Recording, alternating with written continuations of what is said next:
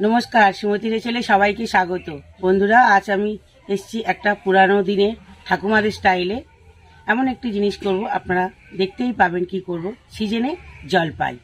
তো এই জলপাই পুরানো দিনে ঠাকুমাদের স্টাইলে আমি আচারটা করব, কারণ এই আচারের স্টাইলটা হারিয়ে যাচ্ছে। তাই আমি আজকে এনেছি আবার পুরানো দিনের জিনিসটা আমি নিয়ে এসেছি আপনাদের সামনে আচার। তো আমি জলপাইয়ের আচারটা আজকে করব। আপনারা প্রথম থেকে শেষ পর্যন্ত ভিডিওটা দেখতে থাকবেন, আর যদি ভালো লাগে একটা লাইক করবেন, আর ছোট চ্যানেলটির পাশে থাকার জন্য সাবস্ক্রাইব করবেন।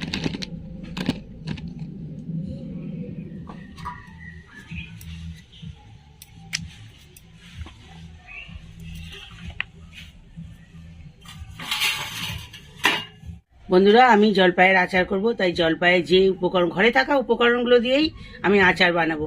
কেন তখন আমার ঠাকুমারা বিশেষ কিছু দিতেন না, ঘরে থাকা উপকরণ দিয়েই করতো। আমিও তাই ঘরে থাকা উপকরণ দিয়েই করছি, তো আমি আপনাদের সঙ্গে শেয়ার করব। এখানে নিয়েছি মৌরি, গোটা জিরে, গোলমরিচ, কয়েকটা এলাচ, শুকনো লঙ্কা, তেজপাতা, চিনি, বাতাসা, আর নিয়েছি এখানে বিট লবণ। আমি এমনি রেগুলার লবণ দেবো না, বিট লবণ দেবো। তার একটা কারণ আছে, না টেস্টের জন্য, আচারটা খুব ভালো টেস্ট হবে, তার জন্য আমি দেবো বিট লবণ।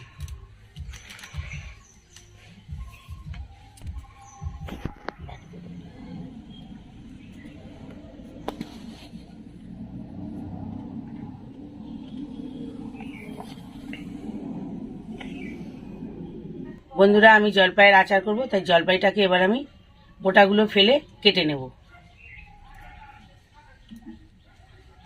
জলপাইয়ের বোটাটাকে এইভাবে ধরবো, ধরে এই বোটাগুলো এইভাবে ধরে এইভাবে ফেলে নেব, যাতে এর গায়ে না লেগে থাকে। দেখুন বন্ধুরা, ভালো করে এইভাবে ধরবো, এমনভাবে ধরবো বোটাটা সম্পূর্ণ উঠে যাবে, দিয়ে রাখবো। এবার জলপাইটাকে একটু আমি এভাবে চিড়ে চিড়ে দেবো।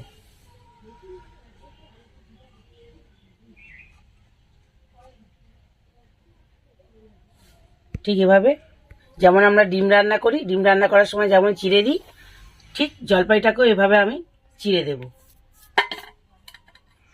আরও কয়েকটা জলপাই আমি এভাবে চিড়ে দেখাচ্ছি।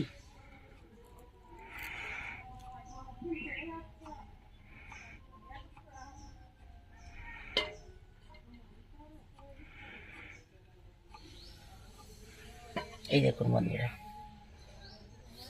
ঠিক এমনভাবে চিড়ে আমি করব।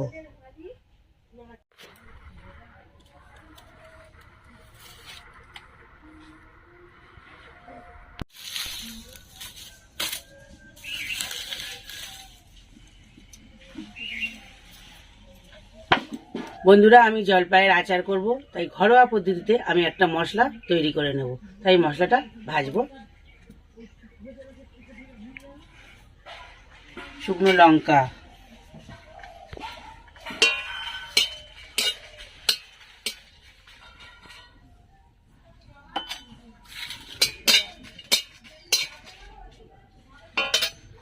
এবার দিয়ে দিচ্ছি গোটা মৌরি,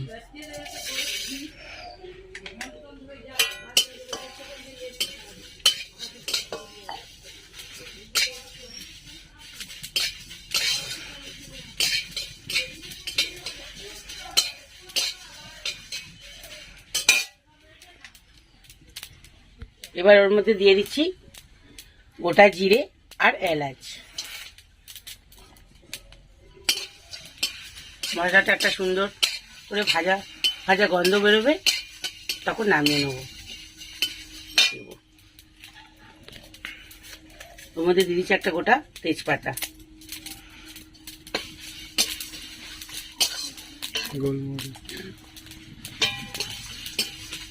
এবার দিয়ে দেবো গোলমরিচ।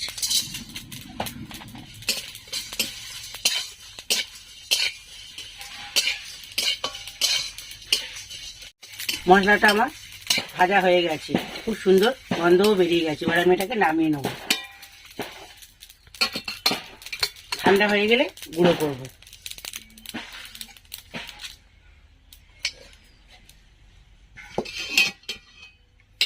বন্ধুরা, এবার আমি মশলাটাকে গুঁড়ো করে নেব।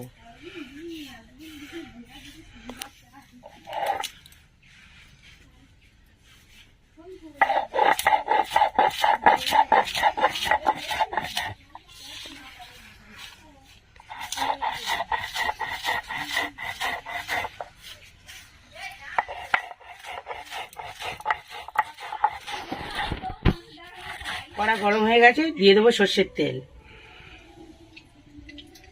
তেলটা একটু বেশি পরিমাণে দেবো।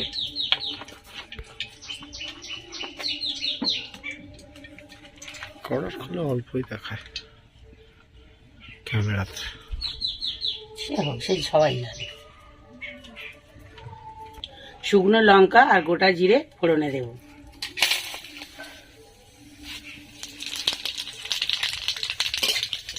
তেজপাতাটা বাদ করলে না কেন? শুকনো লঙ্কা, তেজপাতা আর গোটা জিরে ভাজা ভাজা হয়ে গেছে। এবার আমি ওর মধ্যে দিয়ে দেবো গোটা জলপাইগুলো।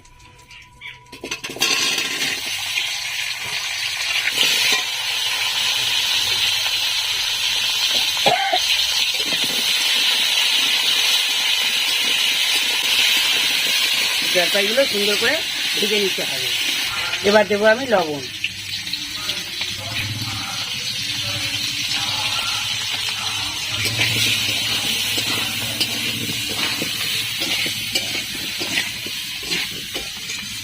জলপাইটা দেখুন বন্ধুরা, খুব সুন্দর ভাজা ভাজা হয়ে গেছে।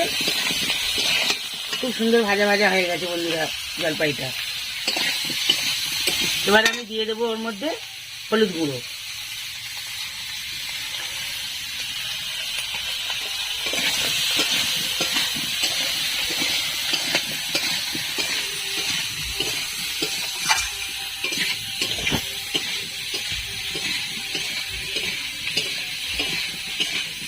এবার আমি ওর মধ্যে দিয়ে দেবো চিনি।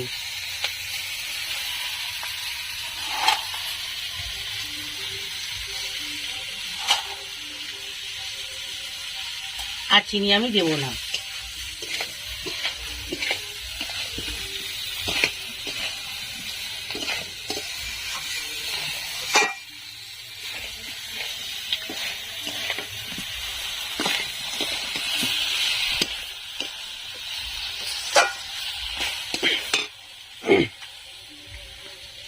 এবার আমি দিয়ে দেবো ওর মধ্যে বাতাসা।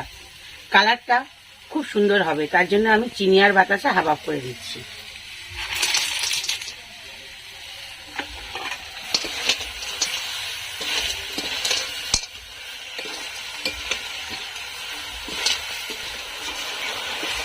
পিতৃদেব সংরক্ষণম। বন্ধুরা চিনি আর বাতাসা গলতে শুরু করে দিয়েছে।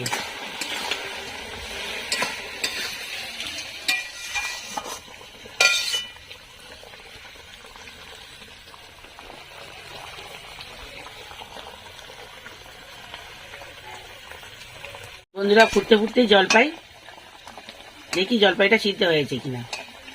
এই দেখুন বন্ধুরা, আলুর মতো একদম গলে গেছে। একদম আলুর মতো গলে গেছে দেখুন বন্ধুরা।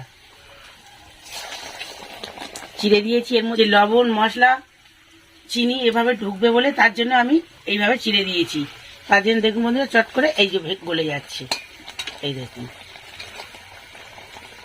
সবগুলোকে এবার আমি আস্তে আস্তে ভাঙতে থাকবো। বন্ধুরা জলপাইগুলো এবার আমি আস্তে আস্তে খুন্তি দিয়ে ভাঙতে থাকবো।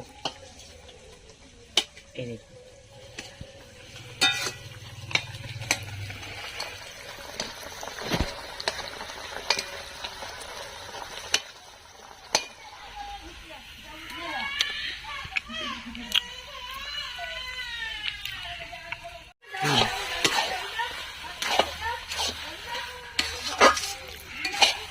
এবার আমি ভাজা মশলাটা ওর মধ্যে দিয়ে দেবো।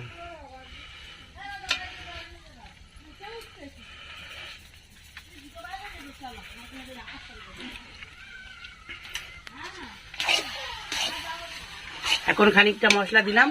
আবার যখন আমি আচারটা ঠান্ডা হয়ে যাবে, বইয়ের মধ্যে রাখবো, তখনও খানিকটা গুঁড়ো মশলা দিয়ে ছড়িয়ে রাখবো। আচারটা ভালো থাকবে।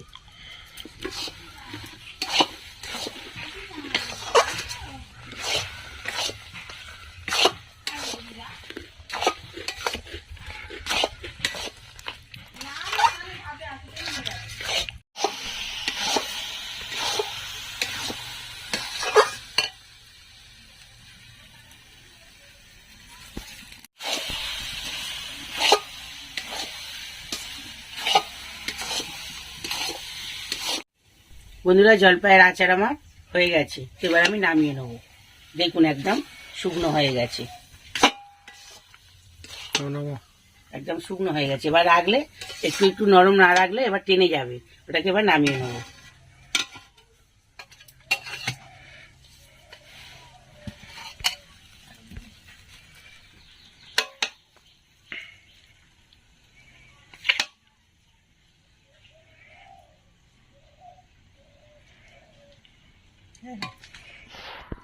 তাড়াতাড়ি নাও, জিভ থেকে জল পড়ছে টপ টপ করে। কার?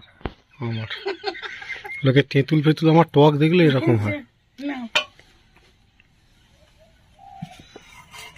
জিভ লালায় ভরে যাচ্ছে।